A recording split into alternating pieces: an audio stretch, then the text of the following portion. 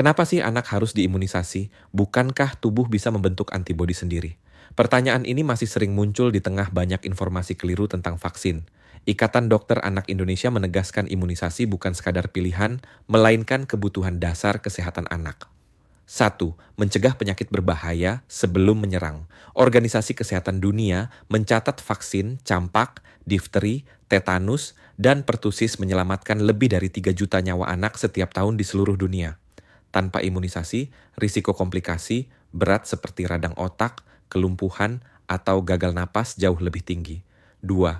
Membentuk kekebalan spesifik tanpa menanggung risiko sakit parah. CDC Amerika menjelaskan vaksin berisi kuman mati atau dilemahkan yang cukup untuk merangsang sistem imun, tetapi tidak menimbulkan penyakit penuh. Tubuh belajar mengenali patogen dan menyimpan memori kekebalan, sehingga saat paparan nyata terjadi, serangan dapat ditepis cepat. 3.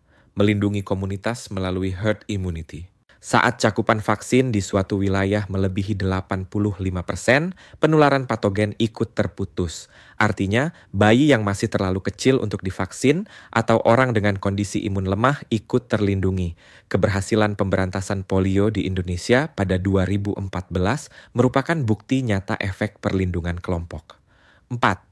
Mengurangi biaya kesehatan jangka panjang. Studi Bank Dunia menunjukkan setiap $1 yang diinvestasikan pada vaksin dasar dapat menghemat $16 biaya perawatan, kehilangan produktivitas, dan kecacatan. Bagi keluarga, artinya terhindar dari beban finansial tiba-tiba akibat rawat inap berat. 5. Menjamin kualitas hidup dan tumbuh kembang optimal.